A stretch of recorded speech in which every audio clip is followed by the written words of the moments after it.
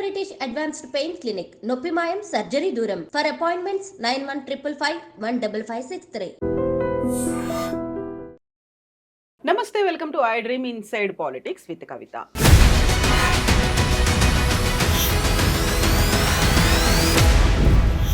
ప్రతి సంవత్సరం డిసెంబర్ 9ని తెలంగాణ తల్లి అవతరణ వేడుకగా జరపాలంటూ తెలంగాణ రాష్ట్ర ప్రభుత్వం ఒక జీవోని రిలీజ్ చేసింది.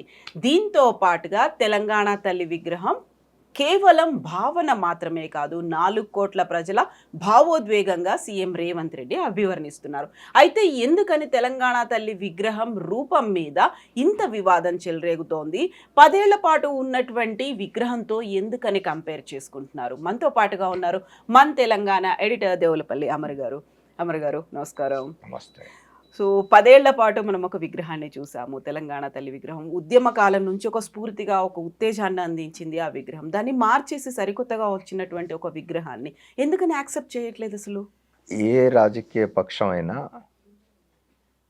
తన అస్తిత్వాన్ని గురించి ఆలోచిస్తుంది. ఇవాళ మనం తెలంగాణలో కనుక చూసినట్టయితే కాంగ్రెస్ పార్టీ సంవత్సర కాలం క్రితం గెలిచి అధికారంలోకి వచ్చినాక ముఖ్యమంత్రి అయిన రేవంత్ రెడ్డి గారు, అంటే కాంగ్రెస్ ప్రతినిధిగా, ఇవాళ ఆయన పనేమిటి? ఓ 10 ఏళ్ల పాటు దాదాపుగా తెలంగాణ రాష్ట్రంలో కాంగ్రెస్ అనేది లేకుండా పోయింది, దాదాపుగా కనుమరుగైంది. అసలు ఉంటుందో లేదో అనే ఒక సందేహం కూడా కలిగే విధంగా ఓ రకంగా చూస్తే తెలంగాణ రాష్ట్ర సమితి ఏదైతే తర్వాత బీఆర్ఎస్ అయిందో అది, దాని అధినాయకుడు చంద్రశేఖరరావు గారు కాంగ్రెస్ను పూర్తిగా తెలంగాణ రాష్ట్రంలో లేకుండా చేయాలనే ఒక రాజకీయ ప్రయత్నం చేసినారు 10 ఏళ్ళు. కొంతమేరకు ఆయన సక్సెస్ కూడా అయినారు. 2014లో కానీ 2018లో కానీ 2 సార్లు కూడా ఎన్నికల్లో గెలిచిన కాంగ్రెస్ వాళ్ళందరినీ కూడా వాళ్ళ పార్టీలోకి తీసుకోవడం ద్వారా దాన్ని నిర్వీర్యం చేసే ప్రయత్నం చేసినారు. రెండవది ప్రతిపక్ష హోదా కూడా రాకుండా ఉండేట్టుగా ప్రయత్నించి, ప్రతిపక్ష హోదా పక్కన పెట్టి అసలు కాంగ్రెస్ పార్టీ అనేది దాని అస్తిత్వమే లేకుండా చేయాలి అనే ఒక పెద్ద ప్రయత్నం జరిగింది. పొలిటికల్గా ఆయన కూడా కరెక్టే కావచ్చు, ఇంకో రాజకీయ పక్షం ఉండకూడదు అని కోరుకుని ఉండవచ్చు. ఆ క్రమంలో ఏం జరిగిందంటే 9 ఏళ్ల తర్వాత జనం మళ్ళీ కాంగ్రెస్ కావాలనుకున్నారు, తీసుకొచ్చుకున్నారు కాంగ్రెస్ని. ఇప్పుడు రేవంత్ రెడ్డి గారు ఏం చేయాలి? తన మార్కు చూపించుకో ఆ పార్టీని, కాంగ్రెస్ పార్టీని ఇక్కడ సుస్థిరం చేయాలి. తెలంగాణలో చంద్రశేఖరరావు గారి నాయకత్వంలోని బీఆర్ఎస్ పార్టీ ఎంత పెద్ద ప్రయత్నం చేసింది అంటే అసలు తెలంగాణ రాష్ట్రాన్ని కాంగ్రెస్ ఇచ్చిందనేదే జనంలో బలంగా నాటుకుపోకుండా చేసే ప్రయత్నం చాలా చేసినారు. తెలంగాణ మేము కొట్లాడితే వచ్చింది, కాంగ్రెస్ ఇస్తే వచ్చింది కాదు అని. నువ్వు కొట్లాడినా ఏం చేసినా మళ్ళీ ఎవరో ఒకళ్ళు ఇవ్వాలి కదా, ఎందుకంటే మనం ఒక డెమోక్రసీలో ఉన్నాం.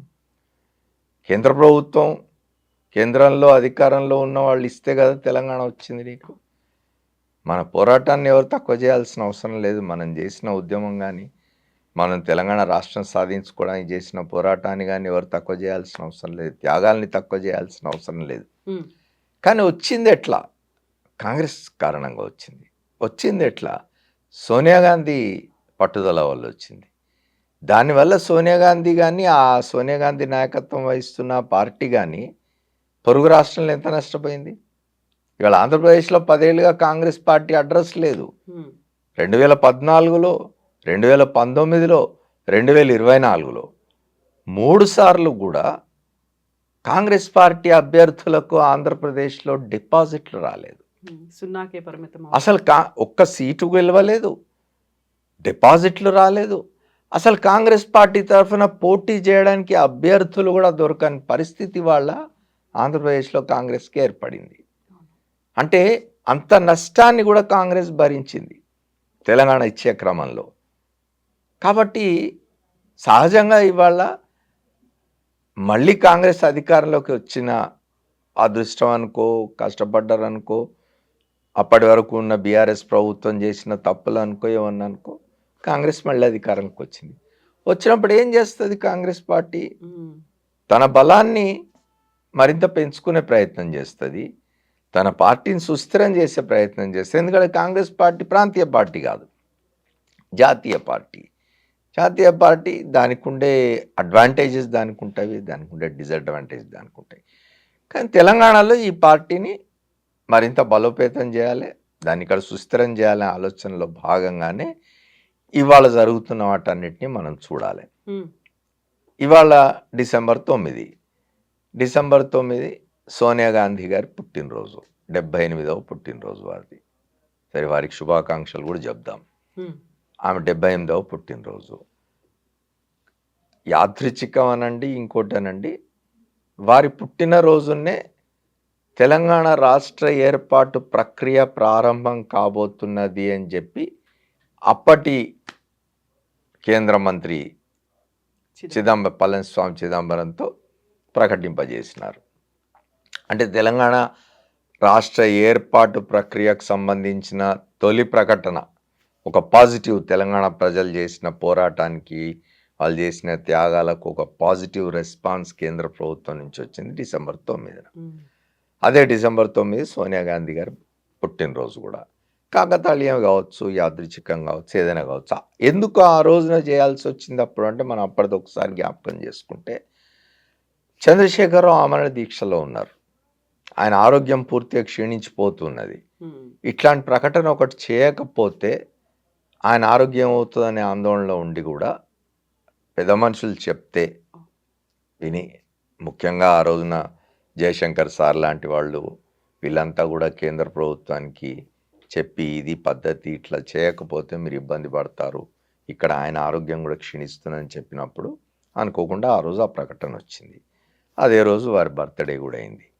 దాంతో ఇవాళ అధికారంలో ఉన్నారు కాబట్టి కాంగ్రెస్ పార్టీ తప్పనిసరిగా ఆ రోజున ఒక మెమరబుల్ డేగా చేసుకునే ప్రయత్నం చేస్తారు కదా.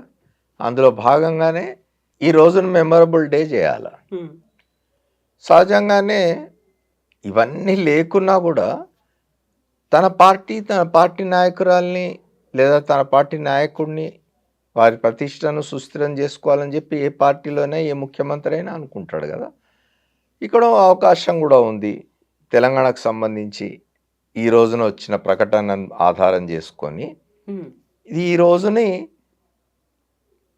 మెమరబుల్గా చేయాలంటే ఏదో ఒక ఒకేషన్ క్రియేట్ చేయాలి.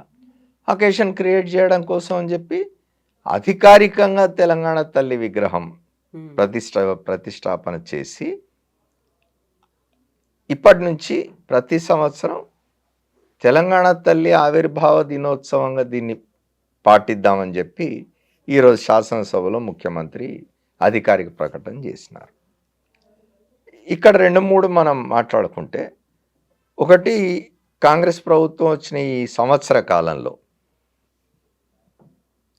ఇంతకాలం తెలంగాణ రాష్ట్ర సమితి, అదే బీఆర్ఎస్, తెలంగాణ మా పేటెంట్, ఉమ్, మేమే తెలంగాణ అంటే మేమే, ఇంకెవడు కాదు అని చెప్పుకున్న దాన్ని పటాపంచలు చేయడం కోసం చేస్తున్న ప్రయత్నం ఇది. కాదు, తెలంగాణకు మీరు కాదు హక్కుదారులు, తెలంగాణ రాష్ట్రం ఇచ్చిన కాంగ్రెస్ పార్టీ, తెలంగాణ రాష్ట్రం ఇచ్చిన కాంగ్రెస్ పార్టీకి అప్పుడు నాయకత్వం వహించిన సోనియా గాంధీ, ఆమె ఔదార్యంతో చేసిన పనిది. ఆమె తెలంగాణ ప్రజలు తెలంగాణ పోరాటాన్ని గుర్తించి, తెలంగాణ ప్రజల త్యాగాన్ని గుర్తించి, ఆమె తన పుట్టినరోజు కానుకగా తెలంగాణ ఏర్పాటు ప్రకటన చేసిన కారణంగా వచ్చింది కాబట్టి దాన్ని సుస్థిరం చేయాలి చరిత్రలో అనే ఉద్దేశంతో రేవంత్ రెడ్డి వాళ్ళు ఈ పని చేస్తూ ఉన్నారు. మనం పొలిటికల్గా ఆలోచించినప్పుడు ఆయన వైపు నుంచి ఆయన He is చేస్తున్న correct. ప్రయత్నం కరెక్టే, ఉమ్, దానికి కారణానికి లేదు.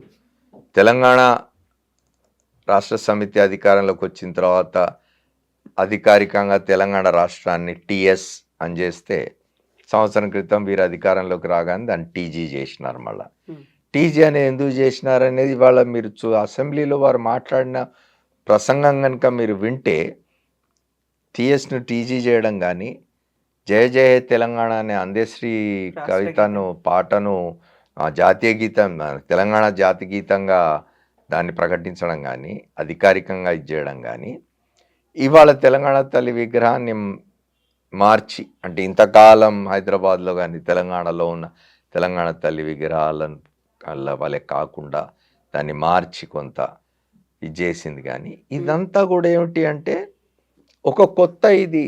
ఇప్పుడు తెలంగాణ అంటే ఇది, తెలంగాణ రాష్ట్రం తీజి, తెలంగాణకు ఇగో ఇది జాతి గీతం, తెలంగాణ తల్లి ఇట్లా ఉంటుంది, ఇగో ఇదంతా కాంగ్రెస్ చేసింది.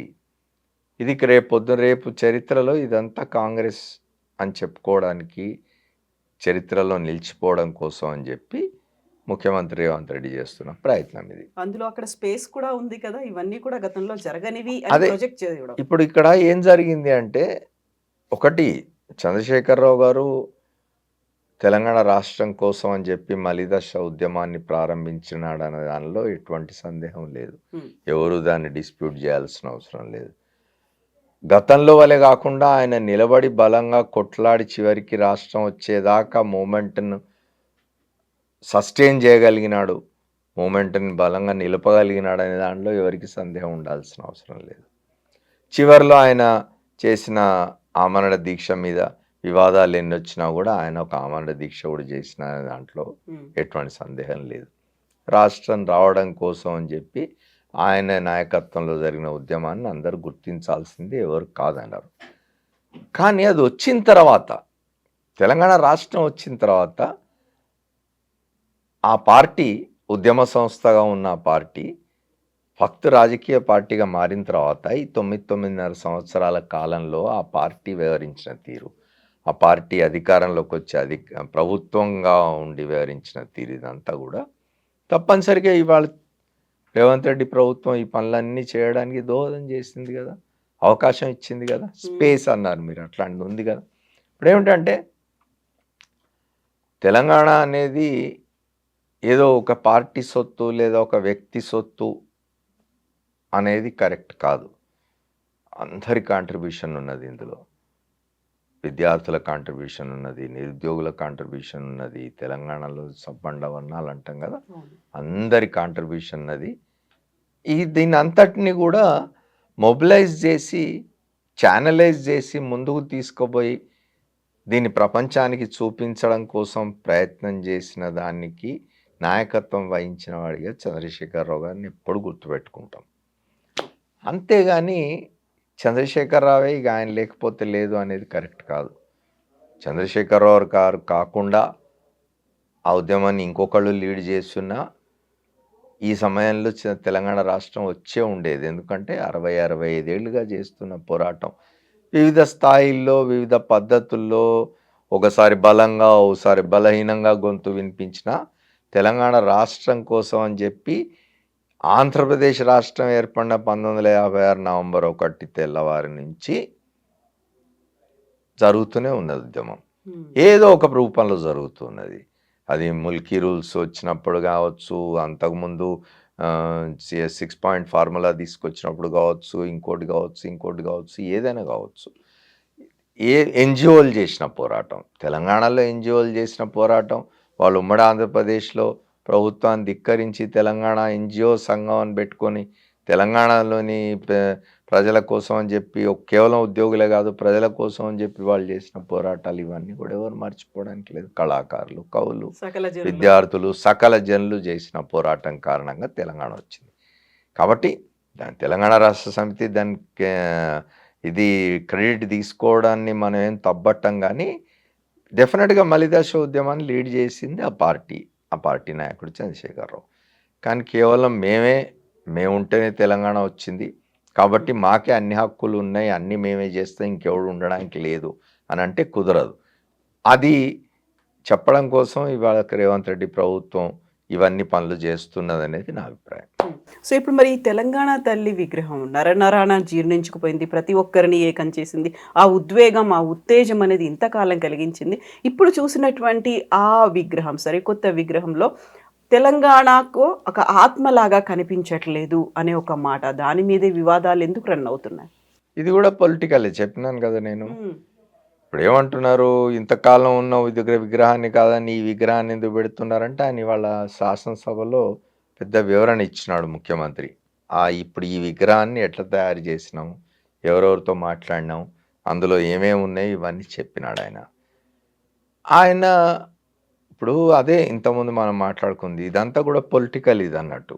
ఇప్పుడు ఇంతకాలం కేసీఆర్ కానీ ఆయన ప్రభుత్వం కానీ ఆయన పార్టీ కానీ పెట్టిన విగ్రహాలు అధికారికంగా ప్రకటన చేయలేదు, అధికారికంగా ఒక జియో లాంటిది ఇష్యూ చేయలేదు అన్నారు. మరి అవన్నీ ఏం చేయకపోవడం అనేది వాళ్ళ పొరపాటే కదా. అప్పుడు వాళ్ళు అదే చేసి ఎస్టాబ్లిష్, ఇప్పుడు వాళ్ళ ఒకటి ఉందండి, అంటే ఇది ఎంతమందికి నచ్చుతుందో, ఎవరు దీన్ని వేరే ఉద్దేశంతో తీసుకుంటారో తెలియదు నాకు, కానీ భారతదేశానికి ఒక భారతమాత ఉన్నది. ఆంధ్రప్రదేశ్ ఉమ్మడి రాష్ట్రం ఉండగా తెలుగు తల్లి అని పెట్టినారు. ఇప్పటికి ఇంకా మనకు హైదరాబాద్లో తెలుగు తల్లి ఫ్లైఓవర్ ఉన్నది. ఇవాళ ఎవరో డిమాండ్ చేస్తున్నట్టున్నారు, తెలుగు తల్లి ఫ్లైఓవర్ను మళ్ళీ మార్చి తెలంగాణ తల్లి ఫ్లైఓవర్ అని చేయండి అని.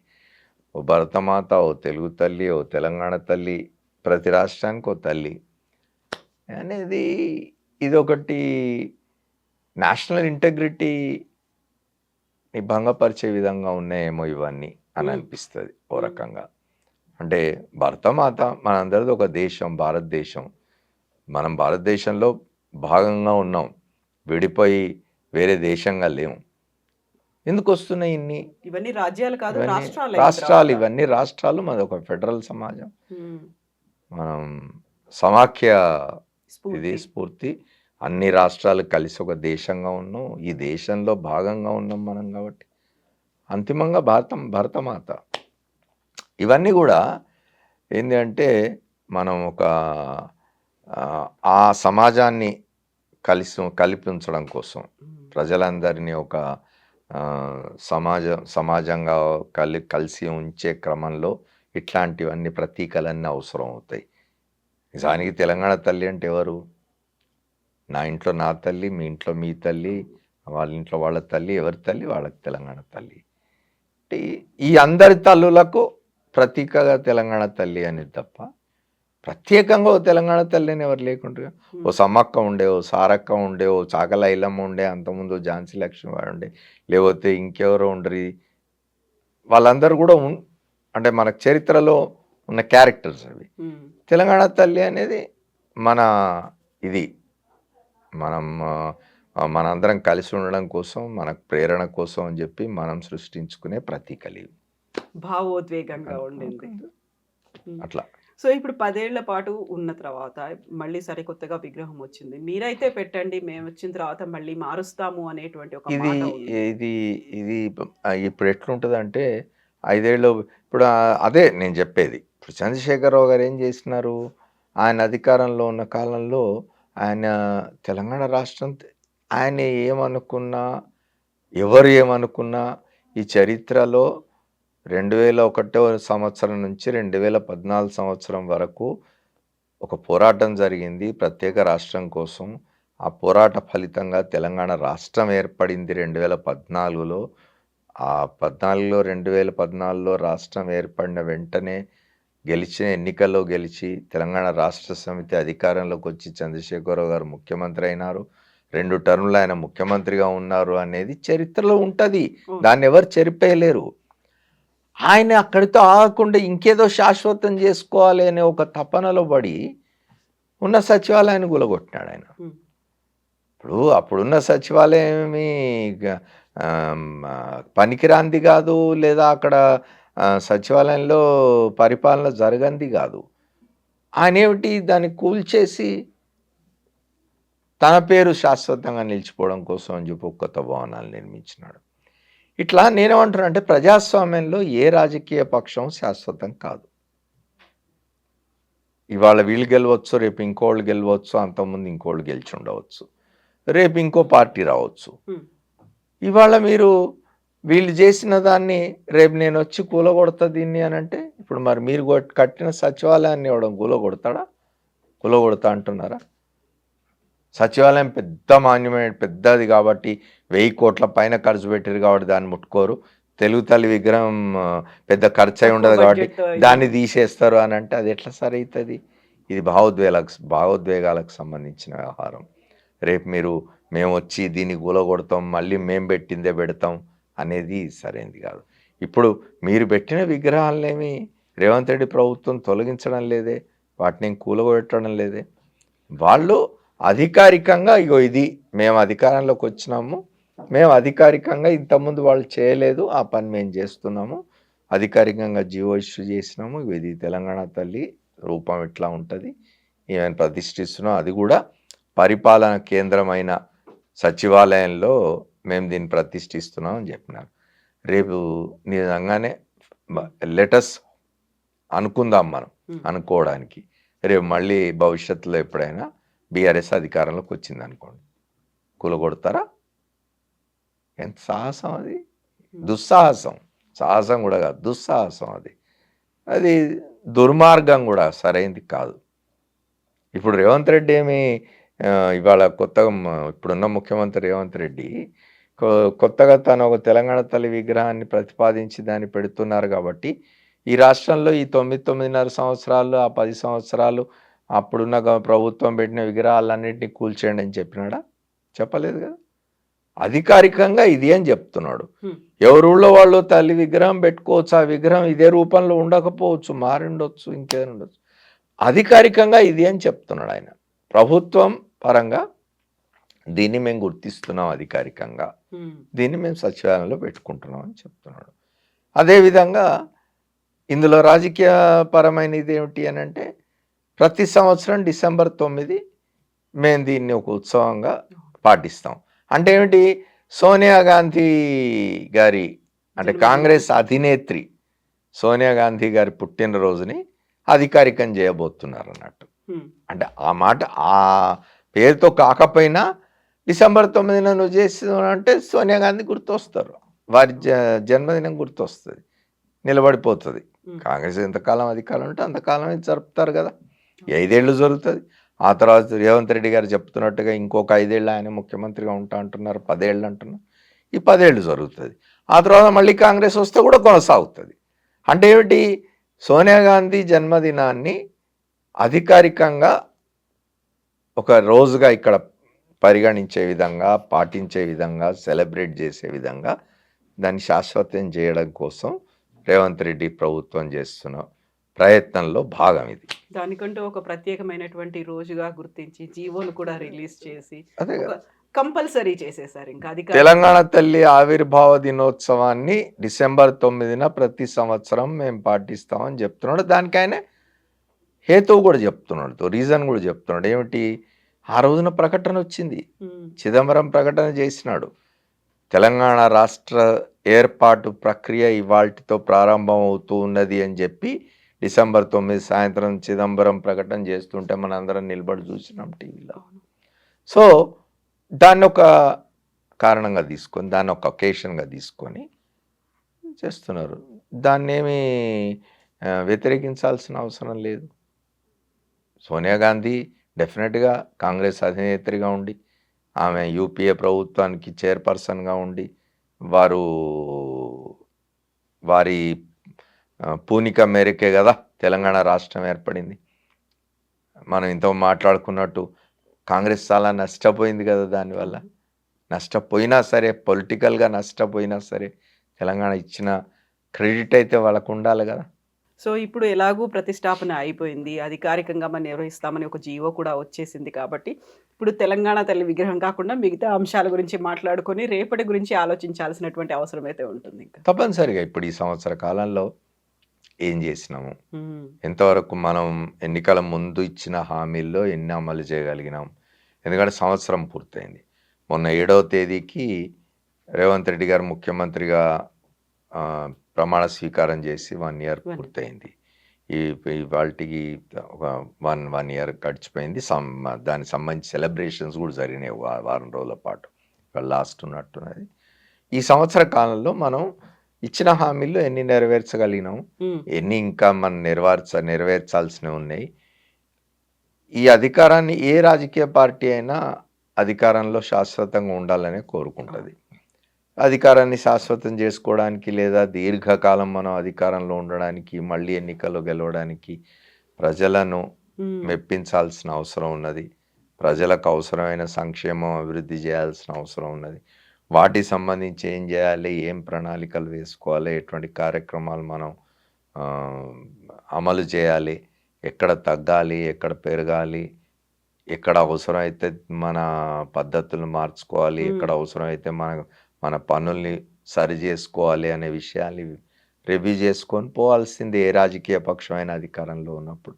ఆ పని తప్పనిసరిగా ఇప్పుడు తెలంగాణలో అధికారంలో ఉన్న కాంగ్రెస్ పార్టీ, దానికి నాయకత్వం వహించి ముఖ్యమంత్రిగా ఉన్న రేవంత్ రెడ్డి గారు తప్పనిసరిగా ఆలోచిస్తారని అనుకుంటున్నాను. ప్రోగ్రెస్ రిపోర్ట్ కాకపోయినప్పటికీ సెల్ఫ్ అసెస్మెంట్ అయినా చేసుకొని ముందుకెళ్ళాలి. Of course. Thank you so much sir. Welcome.